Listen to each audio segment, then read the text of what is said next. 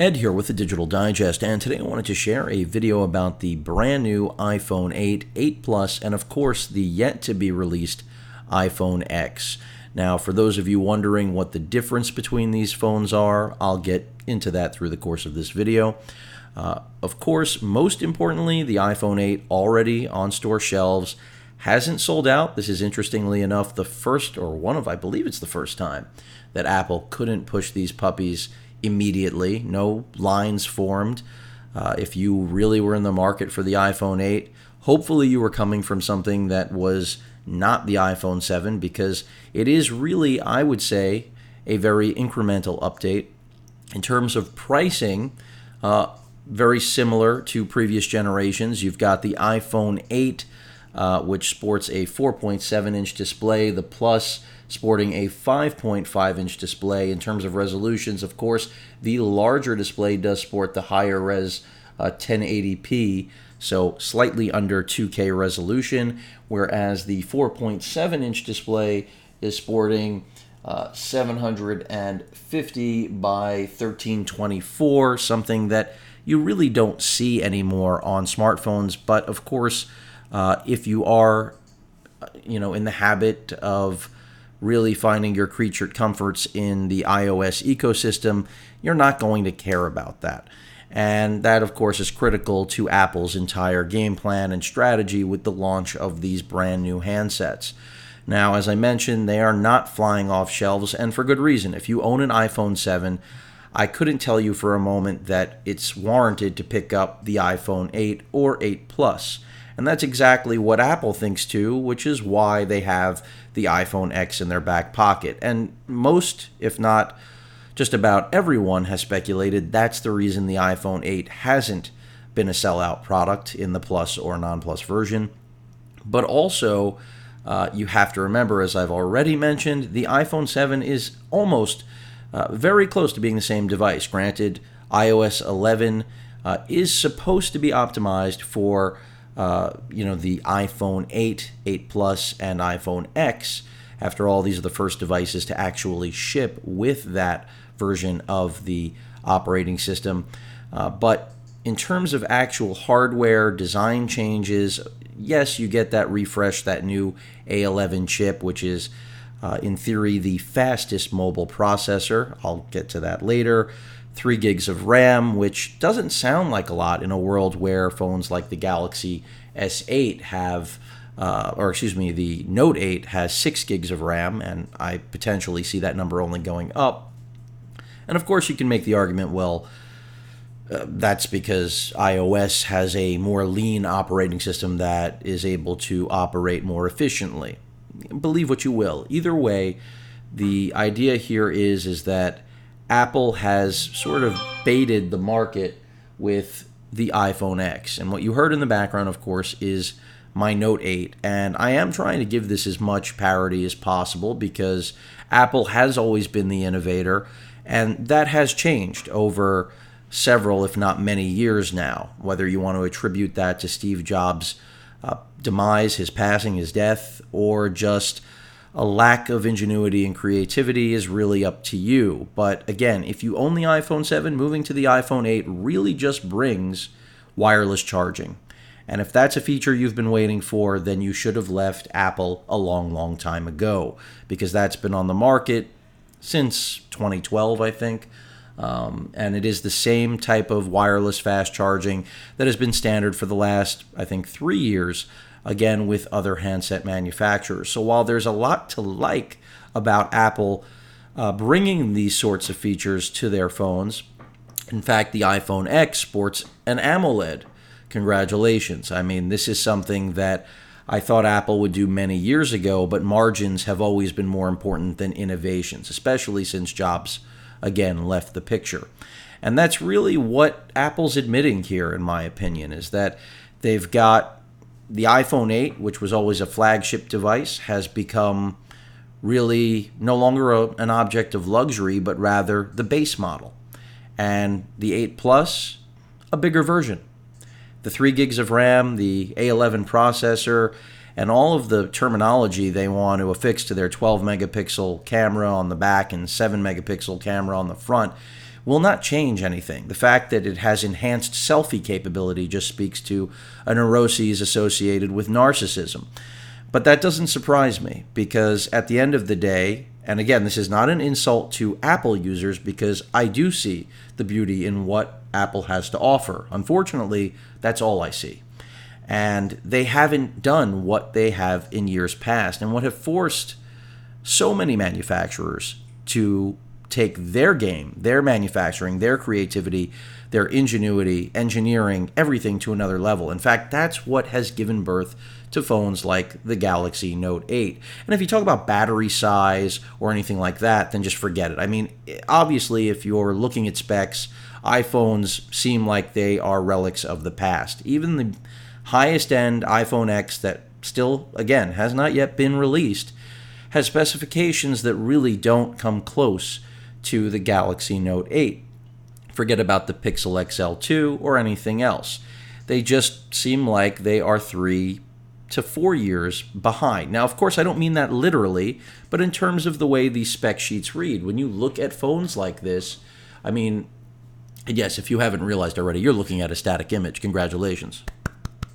But the reality is that Apple, I never thought I'd see the day that they would openly admit that we have been churning you for profits for all this time, so we're willing to cannibalize our flagship by baiting you with something that will be better.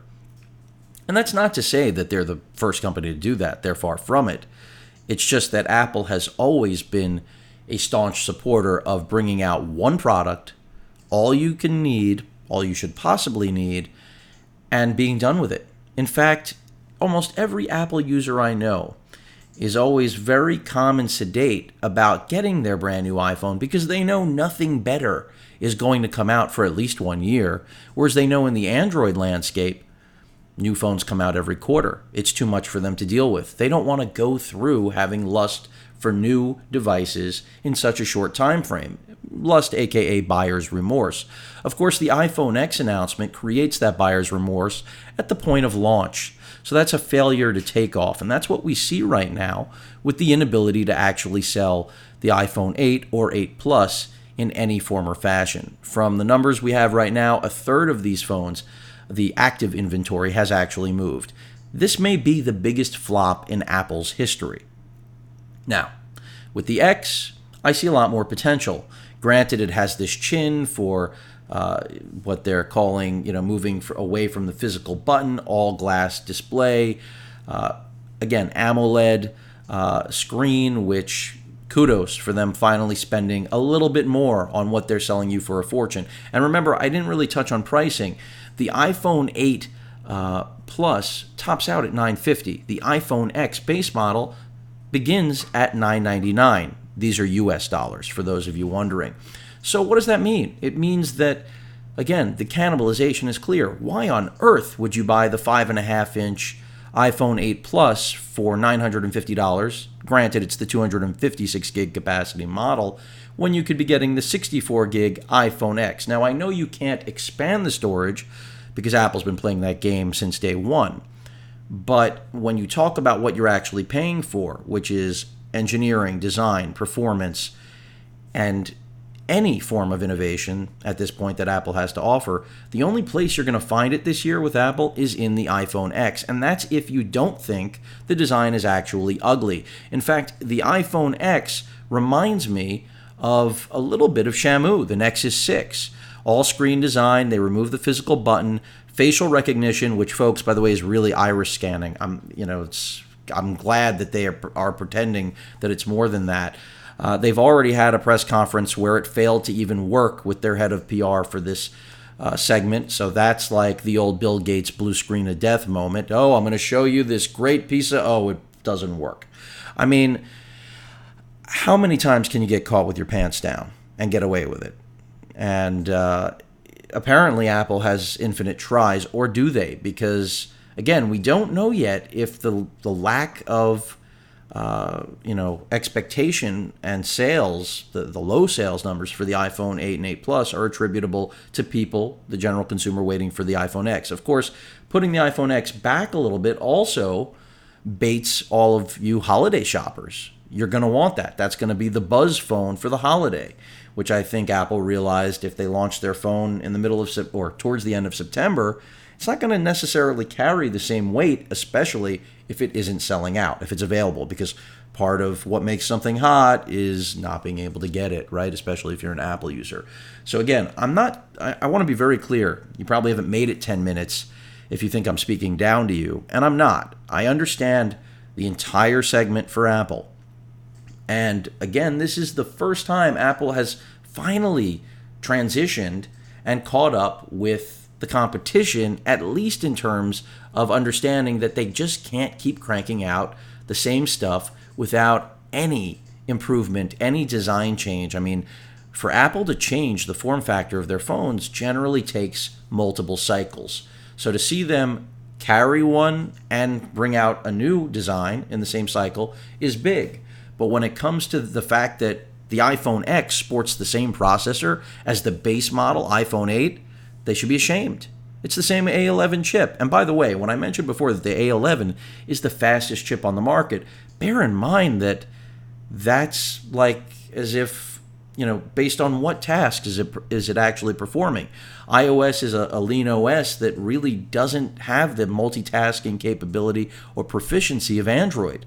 Throw it up against something like the Note 8, and every test right now shows that the Note 8 outperforms the iPhone 8 or 8 Plus. Of course, we don't have the X on hand yet, and does so without even a hiccup. Multitasking-wise, that 6 gigs of RAM that iPhone users will often convince themselves they just don't need because the phone is just never slow is absurd.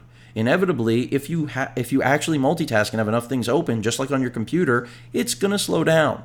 It's going to lag. And anyone who really owns an iPhone knows you may be in denial, but it's true, and it happens to you. And that's because you've been living in the RAM ghetto. And I have no other way of putting it. I mean, it's like they're giving you the most paltry serving of RAM. If you want to go to a cafeteria and get your RAM, this is the place to go. Same goes for battery size. And yes, I know iOS, again, it's able to stay on longer. That's because it still inherently, in its confines, is able to do less. And then there's that argument, well, but there are so many more apps. Yeah, no, not anymore. So the ideology of years past is over, and it's time for a wake-up call. And that is exactly why Apple brought out the iPhone X. It's part of the wake-up call. It's part of them acknowledging that we need to do more than just crank out two different screen sizes, both with mediocre screen resolution, both with mediocre battery size. I mean, people were complaining that the Note 8 has a 3,300 milliamp battery. The iPhone 8 Plus comes in at under 2,700. We don't even know the size of the iPhone X. And of course, the iPhone 8 is under 2,000 milliamps. And again, the 3 gigs of RAM, I don't care how fast that processor is. Saying the A11 is the fastest chip is the equivalent of me baking a cake and telling you I'm the only judge and it's the most delicious cake. The best chocolate cake, okay? If I'm the only judge, then of course, no bias whatsoever. And that's a big problem. There has to be parity. You have to be, if you care what you're spending your money on. Yes, the iPhone X has dual cameras. Guess what? So does the Galaxy Note 8. What do you know? It's the exact same idea. You've got a wide angle and a telephoto. You also have an all-screen design. What do you know? That's exactly the same as the Note 8. But the fact that they had to build in that chin on the top in order to justify facial recognition, it just makes me wonder if that was absolutely a cost-cutting measure. And it probably was, because it leaves most people scratching their head. Why would you? It looks like a screen protector is already installed on the phone. God forbid they actually added in that value. But I'm just saying, that's the impression you're left with from the way it looks. And if I get to specs, which I had planned to do a long time ago, but I haven't. And a lot of people probably watching this video are happy that I haven't, even though I've glazed over them. You can see right here, we've got the iPhone X on the left, the iPhone 8 Plus in the center, and the iPhone 8 base model on the far right. And as I've mentioned, 5.8-inch display on the iPhone X, 5.5 on the iPhone 8 Plus, 4.7 on the iPhone 8. They all have 12 megapixel cameras, but wait for it. Of course, the one on the X is more special. Oh, it's so more. So more. And I say so more, not English, because this is ridiculous. I mean, they've got the same 7 megapixel front-facing camera, but they won't call it the same camera. Instead, they had to come up with a super duper selfie camera. I mean, I'm not even going to say the marketing. I mean, it's right here. I can pinch to zoom and show you. It's the, first of all, be clear, the display, instead of actually translating to you as a human being that they're giving you an AMOLED, they're telling you it's a Super Retina HD display. If you go with either of the plebeian, the iPhone 8 or iPhone 8 Plus, you're just going to get a Retina HD, all right? It's not going to be the super one. Look, I don't know what's going on. Well, I do know what's going on. But when you have to tell your consumers that one is super and one is not, that's already a warning sign. What they should be saying, it's an OLED, and if you don't know what an OLED is, they should be saying the best display ever. That's what they used to do, and quite frankly, that's a lot better than just calling it super duper. HDR, yeah, that's great, don't get me wrong. The wireless charging, like I said, they're catching up to 5 years ago. The fact that the X only no fingerprint scanner on there, so there's no touch identification. Again, only that face recognition, which we don't even know how it works. And I'm not saying they won't improve these things, okay? The same internal storage option, 64 or 256. You don't have, a buffet to go to when it comes to internal storage. And by the way, the resolution of the iPhone X comes in, of course, under the Galaxy Note 8. And I'm not making an argument that that extra resolution is necessary. Because, of course, if this was all about specifications, the iPhone 8 and X would both be in the toilet. That's neither here nor there. I really love that, on the X, they're claiming the display has a 1 million to 1 contrast ratio. Whereas the other peasants, 1,300 to 1 and 1,400 to 1. I mean, boy, if you really cared about how good a screen, you would never touch the iPhone 8. And maybe that's why they're not selling. Because when you see this side by side, you say, holy shit, what is going on? Would I want 1 million to 1, even though I don't know what that means? Or 1,300 or 1,400 to 1? Bigger is better, right? And then you've got the same True Tone display. Somehow we've gone from super display to them having the same color tuning. That's interesting. In terms of the breadth, the span of color representation, it's the same across all three. Again, makes no sense. If you're touting one display to be superior to the other, it can't just be it looks better. It actually has to perform better. But they don't think you as a consumer know the difference. And if you don't, again, you get what you deserve. I don't know what else to say. 3D touch, the brightness across all three they're claiming is identical. In terms of the actual size, that's really less important. I mean, the fact that the iPhone X has a bigger display and is physically smaller than the iPhone 8 Plus, not a shock at all. Think about it for a moment, and it's really obvious that if you make the screen, the entire display, all screen, then you can fit more screen and have a smaller handset. Hello Note 8. Hello S8 and S8 Plus. I mean, I hate to say it, but I never thought I'd see the day that Apple would launch the same product that they did last year, with the only real upgrade being a refresh of the chip, the wireless charging, and everything else pretty much the same. Of course, new software, ta-da. But then, again, bait you with a phone that literally seems to be a knockoff of the Note 8 without a pen, and of course a smaller screen and less features and less RAM and less of everything, but for actually more money. Because after all, remember that $950 US starting point?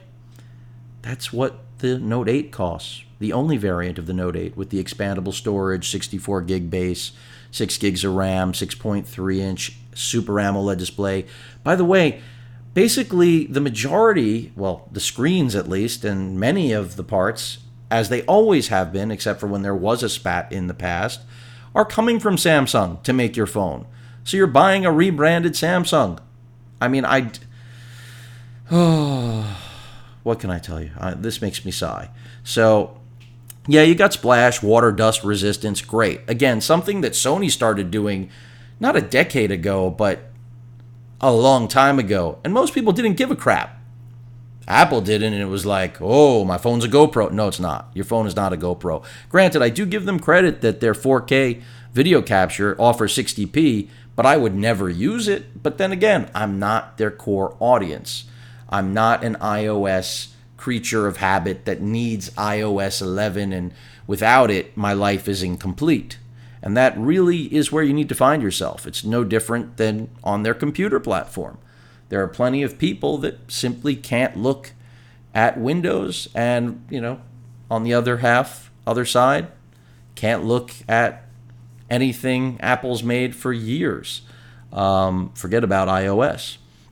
Now, in terms of the camera, I mentioned 12 megapixels across the board.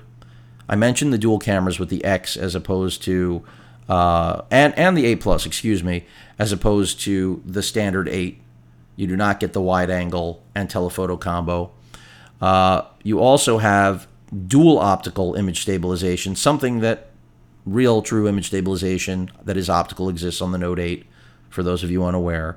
The HDR stuff is going to be thrown out there. The dual zoom will give you a digital zoom of up to 10x. Welcome to magnification land. They don't give you all of that magnification if you go with the iPhone 8, so be prepared for a major, major downgrade. You'll have to take that photo off your phone and go into some software and blow it up. They'll make you go out of the phone. In terms of video recording, I pretty much already covered that, other than the slow motion. But the slow motion is offered across all three models, so nothing unique there. The real clear difference, again, just comes with the front camera, which, as I mentioned before, you can see right here, you have FaceTime HD across both the 8 and 8 Plus, but with that 7 megapixel identical sensor that they're pretending isn't identical, you have a true depth camera. Okay, true depth. You want regular or you want true depth? You want just good old FaceTime HD? That doesn't sound cool. Got to have the true depth. I don't even know what that means, but true depth. Think about that for a while. Same exact resolution, but true depth. The other one's just FaceTime, what you're used to. A catchy phrase that somehow became marketing. But otherwise, in terms of what it offers, exactly the same crap, folks. Look, 1080p video, same color gamut, same retina flash. I still don't even know what that means. Does it blind you? I understand the retina marketing for the screen you're looking at, but for the flash, what the hell are they talking about? The Kool-Aid is really everywhere. And don't forget the portrait lighting, that special selfie, for that special time when you're all alone and you want that special picture of that special something, whatever that may be. Maybe they're trying to reinvent the, you fill in the blank. But otherwise, cellular radios, same shit across all three. And this is what I'm talking about. If the iPhone X did anything more than, bring a Super AMOLED display, which for Apple is like, the second coming, and wireless charging, which is already on all the other iPhone 8s, so no biggie there. And it's the same processor, same amount of RAM, a little more resolution, but the biggest change outside of that is, again, just the fact that it doesn't look like the other phones, so that when someone's out in public, you're going to know they have the iPhone X and not, again, the plebby iPhone 8. I mean, really, because if you don't care about specifications, then you would never buy the iPhone X. You wouldn't care about the AMOLED. If you cared about an AMOLED screen, you would have bought a phone from Samsung or another manufacturer. LG, even once upon a time, used to make them until they realized they weren't making money on the OLED screens, which is why they focused on TVs. And yeah, you would have jumped ship a long time ago. So this idea that now Apple is subscribing to, that specifications can sell products, I think they're better off going back to celebrities trying to sell products, even though that was completely the opposite of Steve Jobs' approach. You don't need celebs to sell products that sell themselves. That was part of his genius and also his arrogance. But all of that aside, again, big difference. You got that facial recognition as opposed to touching the phone. And I've already talked about battery life. The batteries are small in the 8 and the 8 Plus. They're not giving us a true size yet on the iPhone X, at least not that I've seen, but they are claiming substantially more talk time. So that's the other big improvement, if you will, with the iPhone X. If you're willing to give them your wallet for the top dog, like you would with Samsung's Galaxy Note 8, then you're going to get the most battery life you possibly can. Now, 25, almost 26 minutes in. If this shit wasn't enough, let's talk about failure to launch in terms of capability. There's already a small, now Apple has admitted this, but a small amount of users that are experiencing crackling on their headsets. In other words, the earpiece that you use so that you can hear the human on the other end, it doesn't work. Now, everybody's got their hiccups, everybody's got their flaws. They're claiming they can fix this with software. I would love to believe that. But if it was a software-based issue, then it would be a widespread issue. Now, I could be completely wrong, and I hope for the industry's sake that I am, because the reality of this business is that the day Apple starts to croak, either the whole balance of the industry thrives or everybody starts to sink. And I'm not here to play Oracle and speculate on which way it's going to go, although I already think I know, because I think it's been happening for years already. But the point is that Apple is in a scary spot with this device. And I'm also reading a lot of delays about the production of the iPhone X, which could be a reflection of poor pre-order counts. I mean, or it could be the opposite, of course, a reflection of a very robust desire for people to get this handset. And Apple not thinking that the iPhone X was going to do enough to differentiate itself from the iPhone 8 and 8 Plus. Because after all, Apple is used to their consumers not expecting a hell of a lot, except a new number, a new designation. So that when they meet their counterparts, their associates, their friends, their pals, their whatever, they can basically have a conversation about, oh, you have the new iPhone? Oh, yeah, so do I. And you can go over specification, oh, yeah, I love this feature. Because really, the reality is that, again, from a specification standpoint, Apple has been a dog for years. So don't get me wrong. Apple gets all the credit when it comes to innovating at the beginning, making every manufacturer step up their game. But to have the facial recognition gaffe at their press conference, to have non-functioning phones that can't be phones in the initial launch, and iOS 11 is buggy beyond belief. In fact, numerous videos have surfaced of the iPhone 7 outperforming the iPhone 8 and 8 Plus running iOS 11. That makes absolutely no sense. Where the hell is that world's fastest A11 chip? Again, is your cake that you made the best cake if you're the only one tasting it? Or is it really just that you've convinced yourself that you've made the best product because you are wearing, blinders? And that's where we stand right now with the iPhone. On that note, the Note 8, and I'm not trying to be cute, is a game changer.